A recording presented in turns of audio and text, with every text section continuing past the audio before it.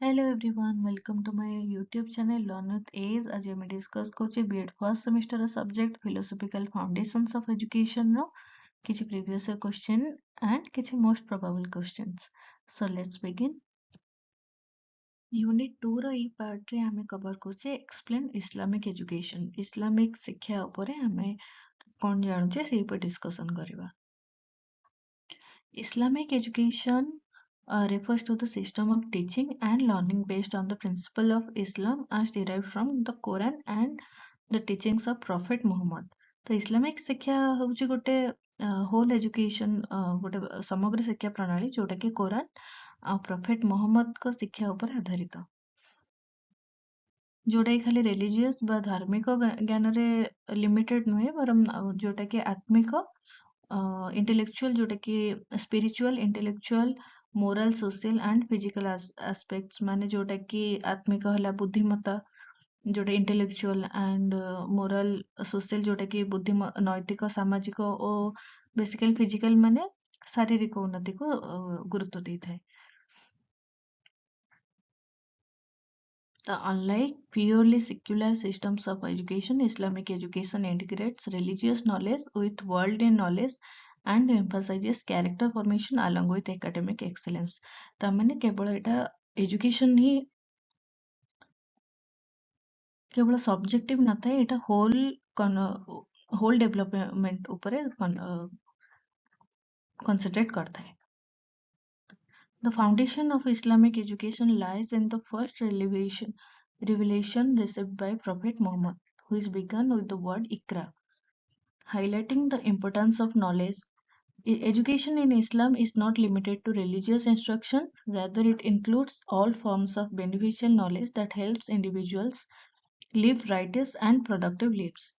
तो इस्लाम रो जोटा कि प्रथम उपदेश थिला तो सेटा होची इक्रा इक्रा माने रीड बा पढ़ जोटा कि ज्ञानर गुरुत्व को एक्सप्लेन करथिला तेणु इस्लामिक शिक्षा गोटे मनीष को सद्गुणी सर्वगुण संपन्न जोटा कहते दायित्वशील बा नैतिक नागरिक भाବରେ ତାଙ୍କୁ ଗଢିବା ପାଇଁ ତାର ଉଦ୍ଦେଶ୍ୟ ଥିଲା meaning and concept of Islamic education Islamic ଶିକ୍ଷାର ଅର୍ଥ ଆଉ ତା ଧାରଣା କ'ଣ Islamic education can be defined as a system that develops the whole personality of a learner in accordance with Islamic values. It aims at producing a balanced individual who recognizes his or her responsibilities towards God, society and self.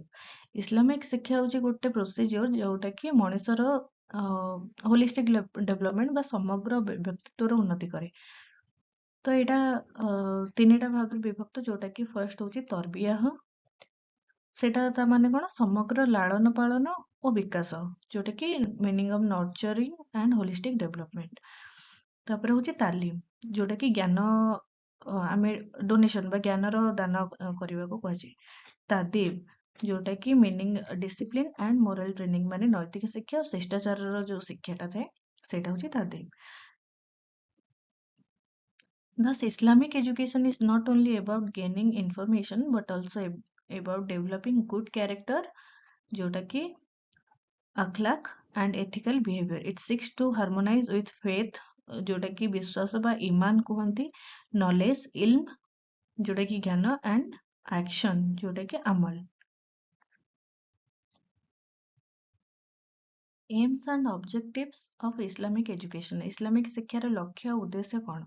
तो first तार आସୁଛି कि spiritual development जोटा कि आत्मिक उन्नति बा आल्लाहଙ୍କ प्रति जोटा कि दृढ़ विश्वास सृष्टि करिबा मोरल डेवलपमेंट जोटा कि नैतिक उन्नति to cultivate honesty justice patience kindness and other moral virtues माने सत्यवादिता जोटा कहते गोटे धैर्य न्याय बा कृपा भाव बा काइंडनेस ताको विकास करबा पई एतरे तार ऑब्जेक्शन तार उद्देश्य अछि देन इंटेलेक्चुअल डेवलपमेंट बा बुद्धिमत्ता उन्नति ସେଥିରେ କ'ଣ ନା ତର୍କ ବିଚାର ବା ଗବେଷଣା ଯୋଉଟା କି ଆମେ ଆନାଲିସିସ୍ କରିବା କ୍ରିଟିକାଲ ଥିଙ୍କିଂ ତାକୁ ସେଇଟା ପ୍ରୋତ୍ସାହନ ଦେଇଥାଏ ସୋସିଆଲ ଡେଭଲପମେଣ୍ଟ ଯୋଉଟା କି ହେଉଛି ସାମାଜିକ ଉନ୍ନତି to prepare individuals to live harmoniously in society with mutual respect and cooperation ମାନେ ସମାଜରେ ଶାନ୍ତି ଓ ସହଯୋଗ ସୃଷ୍ଟିରେ କେମିତି ଚଳିବାକୁ ହୁଏ ସେଇଟା ଶିକ୍ଷାଦାନ କରାଯାଇଥାଏ फिजिकल डेभलपमेंट ଯେମିତିକି ଶାରୀରିକ ଉନ୍ନତି, ସ୍ୱାସ୍ଥ୍ୟ ଓ ପରିଚ୍ଛନ୍ନତାର ଗୁରୁତ୍ୱ, ଯେମିତିକି to promote health hygiene and physical strength as a part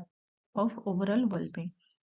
Islamic education ultimately aims to create a responsible citizen who contributes positively to society while remaining obedient to divine guidance. ମାନେ spiritually ବି ରହିବା ସହ ସହ ଗୋଟେ ରେସ୍ପନ୍ସିବଲ ନାଗରିକ ହବା ପାଇଁ ବି Islamic education ଆମକୁ ଶିକ୍ଷାଦାନ କରିଥାଏ। Sources of Islamic education. Islamic ଶିକ୍ଷାର ଉତ୍ସ କଣ? ତ primary sources of Islamic education are the Quran, Hadiths, Ijma, Qiyas. The Quran କଣ? The holy book of Islam which provides guidance on all aspects of life. ଯେମିତି ହିନ୍ଦୁରେ ଭଗବତ ଗୀତା ହେଇଗଲା, ଶ୍ରୀମଦ୍ ଭଗବତ Gita, ଖ୍ରୀଷ୍ଟିଆନରେ Bible ହେଇଗଲା, ସେମିତି ହଉଛି କୋରାନ ତାଙ୍କର ଇସଲାମର ପବିତ୍ର ଗ୍ରନ୍ଥ। ହାଦିଥ କଣ ନା ମୁହମ୍ମଦଙ୍କ ଉପଦେଶ ଓ କାର୍ଯ୍ୟ ସେଥିରେ ଏକ୍ସପ୍ଲେନ କରାଯାଇଛି। ଇଜମା ଯୋଉଟା କି consensus agreement of Islamic scholars on religious matters, Islamic ପଣ୍ଡିତ ମାନଙ୍କର ସମ୍ମତି ଯୋଉଥିରେ ଲେଖାଥାଏ।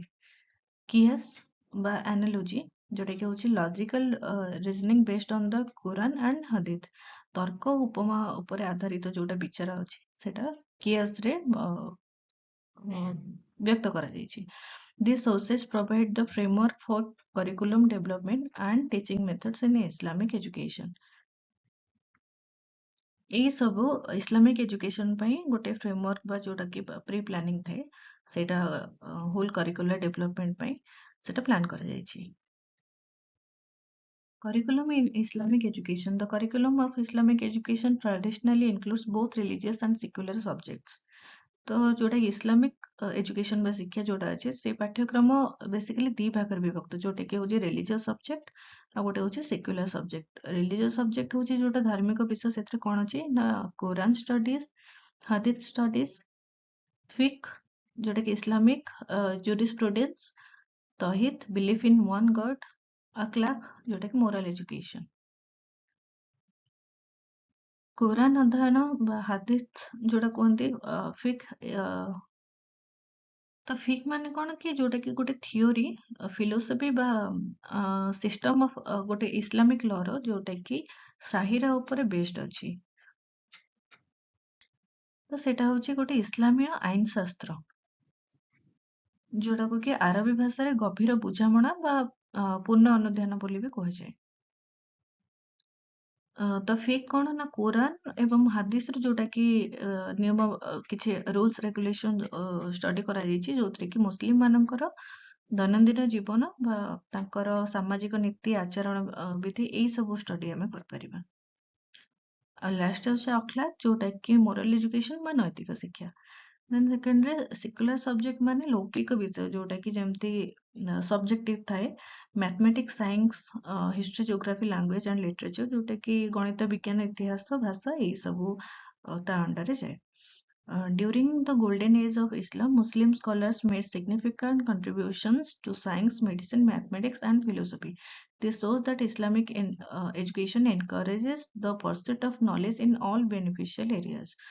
ତ ଇସଲାମର ଯେତେବେଳେ ସ୍ୱର୍ଣ୍ଣ ଯୁଗ ଥିଲା, ତ ସୁବର୍ଣ୍ଣ ଯୁଗ ଥିଲା, ତ ସେଇ ଟାଇମରେ ସବୁ ମୁସଲିମ ସ୍କଲାର୍ସ ଯୋଉମାନେ ସେମାନେ ସବୁ ଉପରେ ଏଜୁକେସନକୁ ପ୍ରାୟୋରିଟି ଦେଇଥିଲେ, ଏଜୁକେସନ କେମିତି ଇମ୍ପ୍ରୁଭ କରୁ ସେଇ ଉପରେ ପ୍ରାୟୋରିଟି ଦେଇଥିଲେ। Methods of teaching in Islamic education.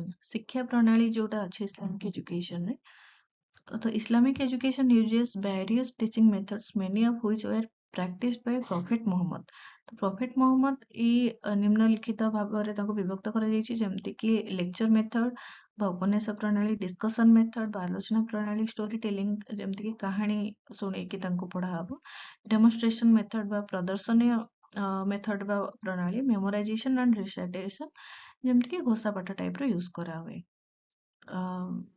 Lecture ମେଥଡରେ କଣ ନା ଏକ୍ସପ୍ଲେନିଂ କନସେପ୍ଟ କ୍ଲିୟରଲି ଆଣ୍ଡ ସିମ୍ପଲି ଯୋଉଟାକୁ ବୁଝାଏ। ଡିସ୍କସନ ହଉଛି ଏନକରେଜିଂ ଡାଇଲଗ ଆଣ୍ଡ କ୍ୱେଶ୍ଚନିଂ, ଯେମିତି କି କ୍ୱେଶ୍ଚନ ଆନ୍ସରରେ ଛାତ୍ର ଆଉ ଟିଚରଙ୍କ ଭିତରେ ଡିସ୍କସନ କରାହୁଏ। ଷ୍ଟୋରି ଟେଲିଂ ହେଲେ କିଛି ଗୋଟେ ଷ୍ଟୋରି ବନେଇକି ଯେମିତି ମନେ ରଖିବାକୁ ସାହାଯ୍ୟ କରେ।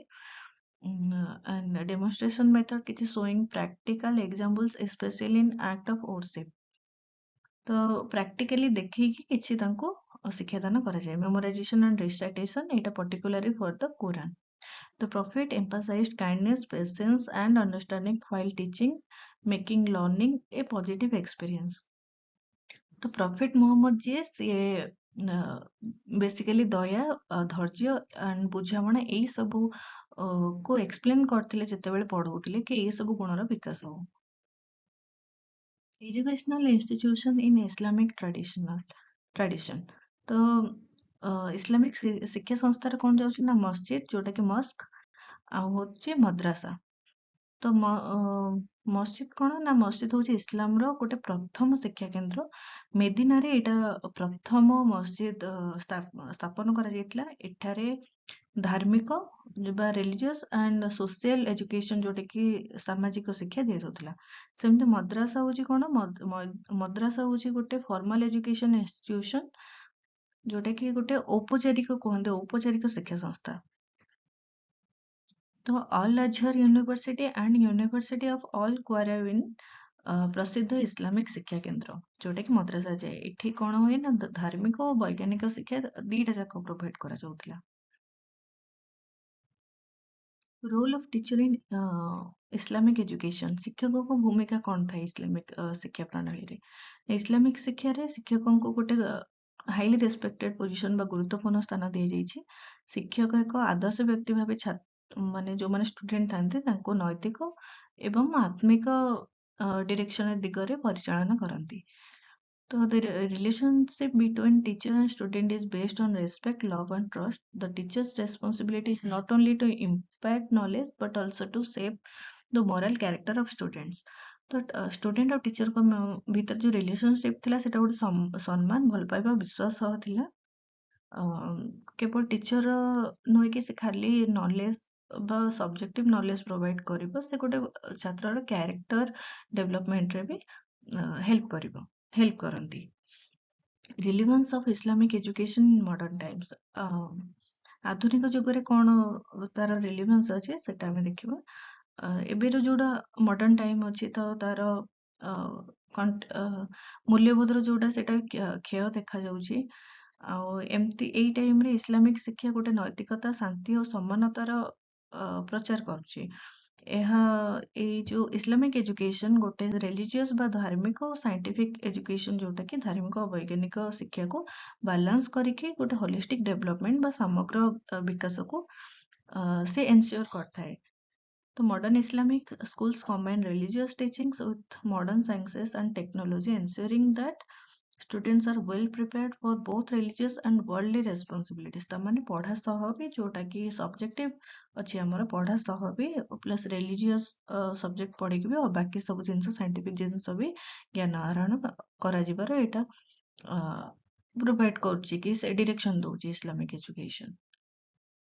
ତ ବେସିକାଲି ହୋଲ ଉପରେ ଆମେ କଣ ଦେଖିଲେ, ସମରି କଣ ରହିବ ନା Islamic education is a holistic system that integrates faith, knowledge and action. It aims at the complete development of human personality and the establishment of a just and moral society. Rooted in the Quran and the teachings of Prophet Muhammad, it promotes both spiritual growth and intellectual advancement. ତ Islamic education ଗୋଟେ ହଉଛି ସମଗ୍ର ଆଉ ଗୋଟେ ମୂଲ୍ୟ ଭିତ୍ତିକ ଶିକ୍ଷା procedure. ଏହା ଯୋଉଟା ଷ୍ଟୁଡେଣ୍ଟସ୍ ବା ମଣିଷଙ୍କୁ ଆତ୍ମିକ ଭାବେ ବା ପର୍ସନାଲି ଗୋଟେ ଶକ୍ତିଶାଳୀ, ବୁଦ୍ଧିମତ୍ତାରେ ଗୋଟେ ଆଡଭାନ୍ସଡ ବା ପ୍ରଗତିଶୀଳ, ଆଉ ନୈତିକ ଭାବେ ଗୋଟେ ସର୍ବଗୁଣ ସମ୍ପନ୍ନ କରିବାରେ ସାହାଯ୍ୟ କରିଥାଏ। ତ ଏଇ ଭିଡିଓରେ ଆମେ କମ୍ପ୍ଲିଟ କଲେ ଇସଲାମିକ ଏଜୁକେସନ କଣ ଥିଲା। ନେକ୍ସଟ ଭିଡିଓରେ ଆମେ କଭର କରିବା ପଦକ୍ଷେପ ନବା ଯୋଉଟା କି ବର୍ତ୍ତମାନ ଶିକ୍ଷା ସିଷ୍ଟମ ଏଜୁକେସନରେ କେମିତି ଇମ୍ପ୍ରୁଭ କରାଯାଇ ପାରିବ, ସେଇ ଉପରେ ଆମେ ଡିସ୍କସନ କରିବା। ତ ଦେଖା ହବ ନେକ୍ସଟ ଭିଡିଓରେ। Thank you.